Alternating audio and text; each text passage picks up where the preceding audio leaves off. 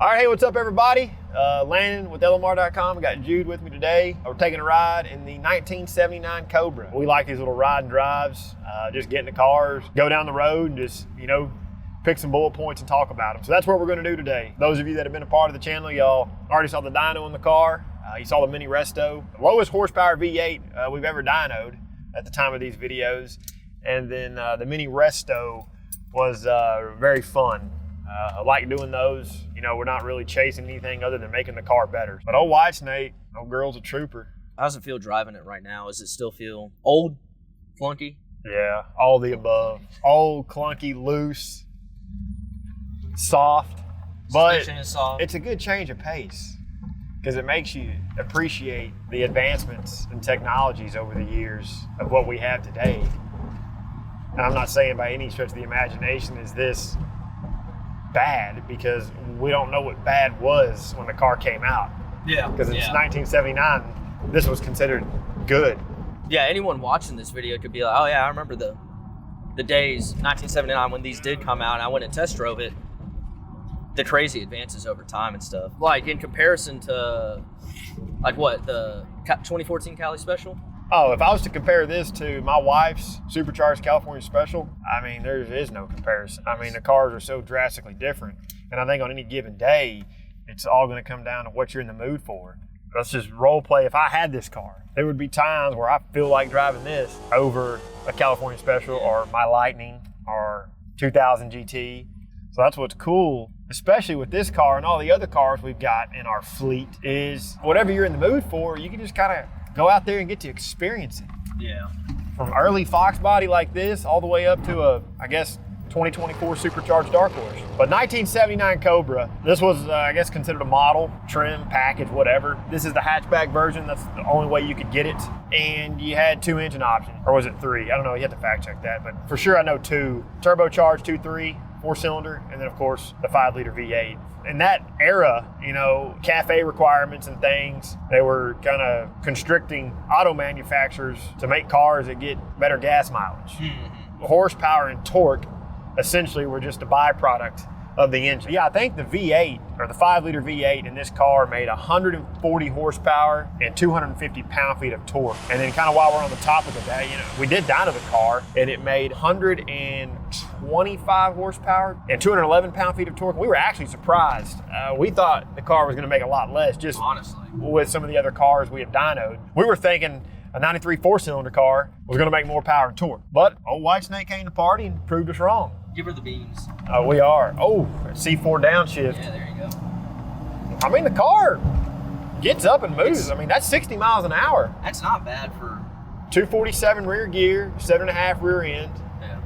As you just heard us say, C4 transmission. C4 transmission, that's a 3-speed, no overdrive. It's crazy. Anyone that could be watching, they're like, just swap it. Do something different already. But it's like, depending on obviously where you're at financially, this is honestly a great car that you can still get up, go to a Cars and Coffee. You ain't going to trap the car, but it's a great cruiser. Ain't nothing wrong with what you have right here.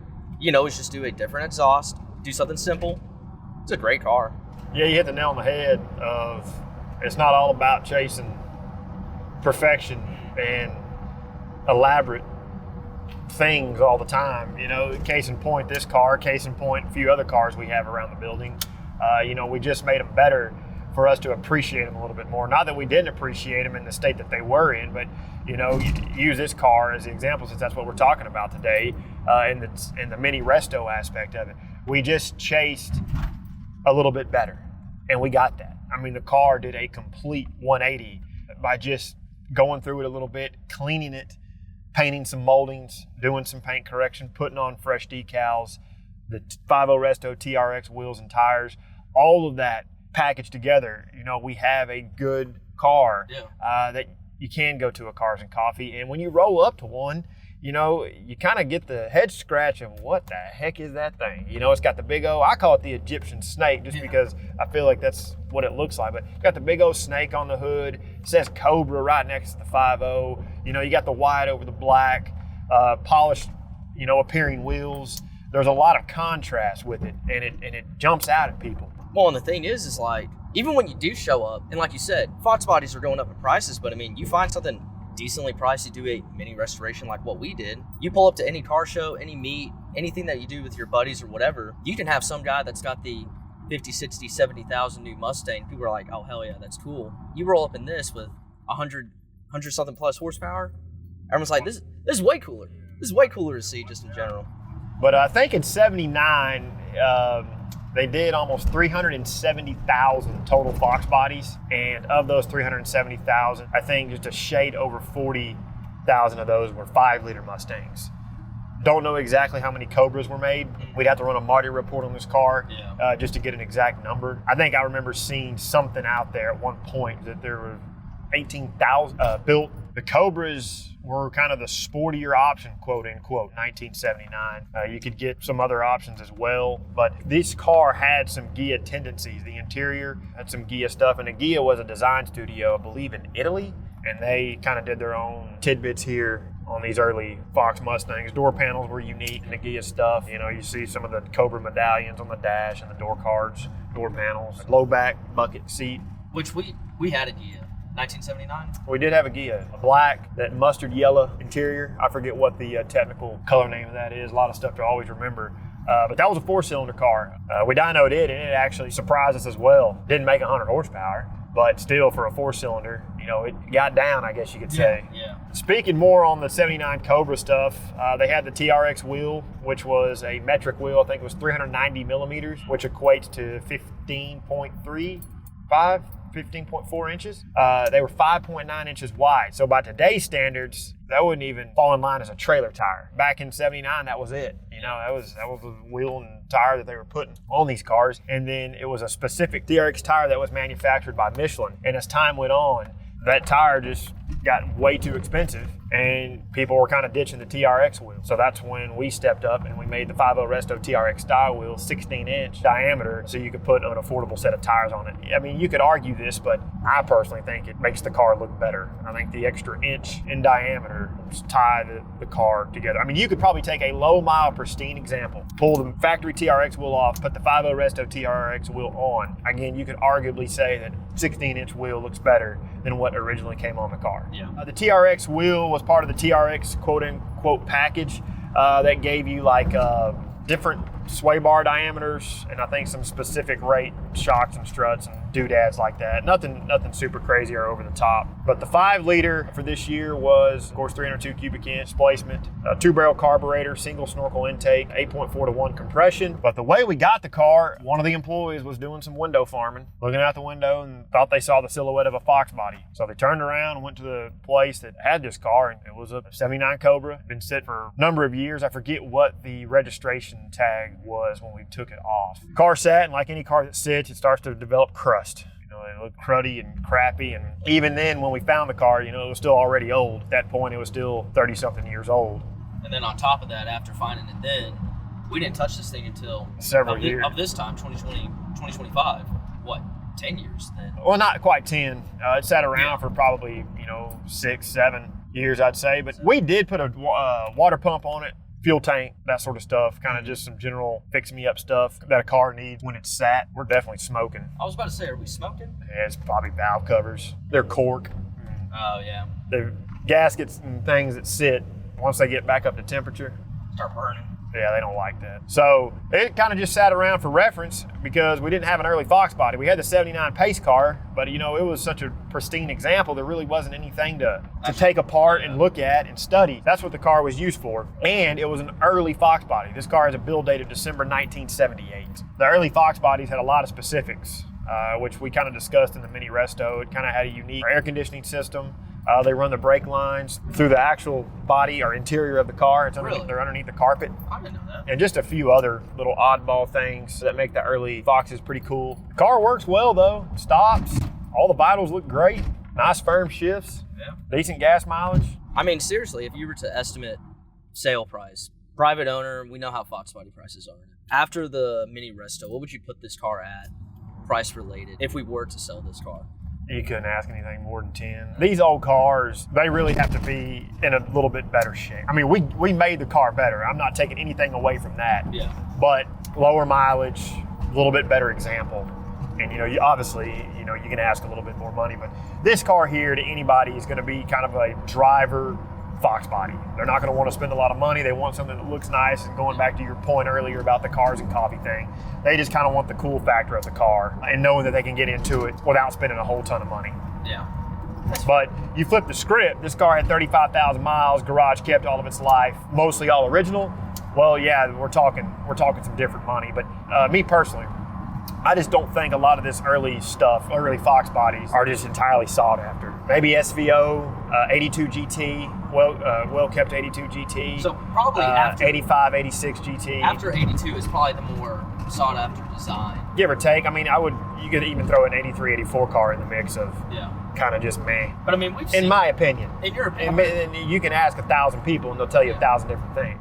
I mean, I've seen it, me being in charge of social media, seeing all the posts that everyone makes. We've seen a slighter influx of early model Fox bodies becoming kind of the thing, the sought after vehicle. Now, obviously, 8793 is kind of I want to say superior, but the more purchased Fox body out of everything. But these are starting to come up, and that could be because they're becoming harder and harder to find. So doing this Mini Resto kind of shows to anyone that did watch the video, you can find the older car that does need some TLC, you can make it work. Just because of how it looks on the outside, if it runs and drives, you can easily put very little amount of money, restore it, get it to at least a good standard and have driver quality and really not spend that much money on it. And this is a perfect example of that exact situation of taking something like this and doing that. Yeah, I agree. That was definitely the theme behind it. Do it in a manner to make the car better, but not break the bank. Yeah. I think we did pretty good. I think we did great. I mean, you compare it before and after, it's night and day difference.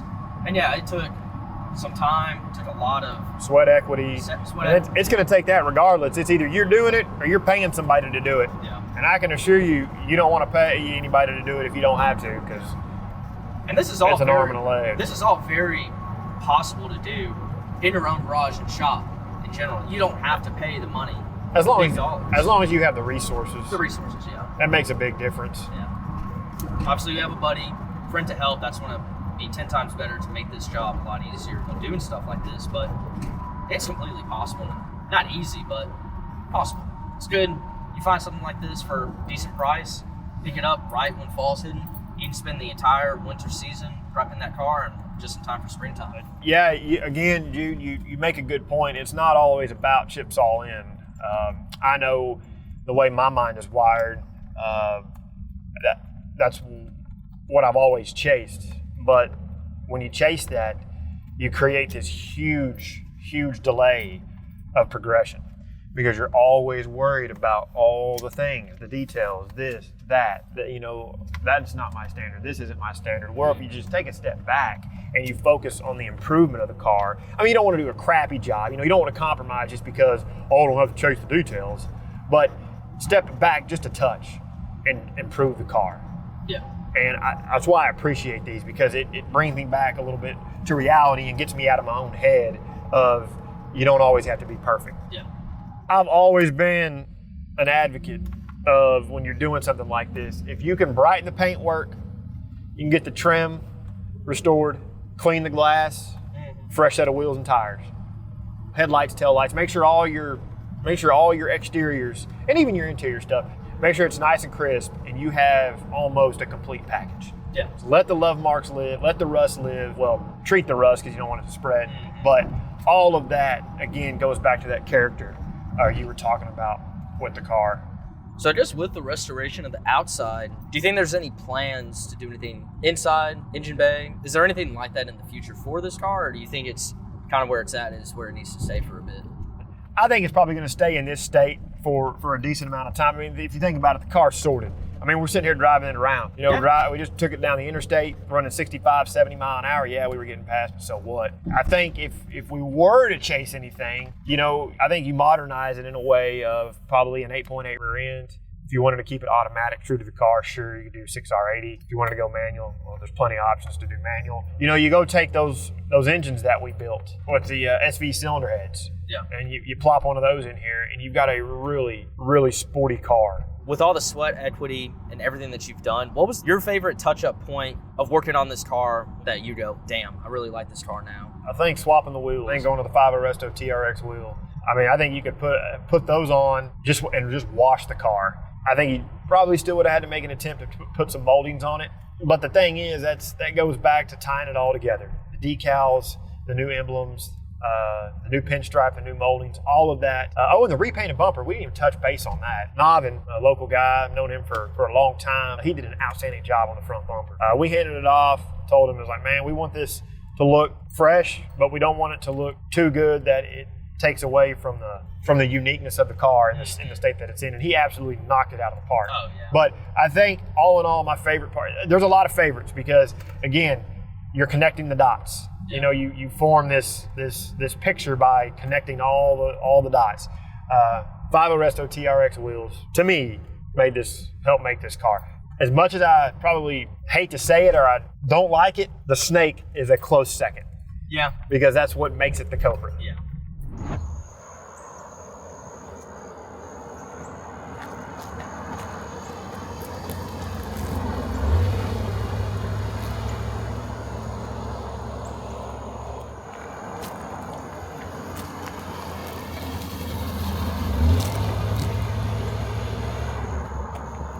How's the car feel right now driving? Obviously, we didn't even touch anything suspension on this car. No, we didn't.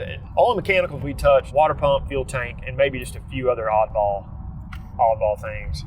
So the car could probably benefit from a shock and strut. But rolling through the twisties here, we call them the twisties. You know, we're going 35 miles an hour. The car feels good. I like the extra body roll. I like the looseness and maybe the limber. Yeah. The limber. What's that word? No, I don't know. The floatiness of the car. It just feels right. Obviously, it's not a track car. No, far from it. Like it's a cruiser, but it feels good. It still holds its own. We're not going 100 miles per hour through these turns, but it's still capable. Brakes work good. This easily became one of my favorites up at work. Again, a little partial to that, just because I had time in it. But I like to see the new lease on life. And I think that's what we stand for. And all you watch and see that, and that's why you shop with us. It's why you believe in us, and we appreciate that because we're doing it just like all of you. And I think there's full transparency here. I think people associate companies with going back to this perfection and this elaborate build type methodology. People associate companies with, oh, y'all have it all. Every car should be perfect. But that further distances us in a way from the core shopper and the core Mustang owner. I mean, sure, there's those elaborate, perfect builds out there, and there always will be. But, I mean, you see it all the time when we go to shows. Look at all the cars that are just driver quality, and people love them, and they appreciate it that way.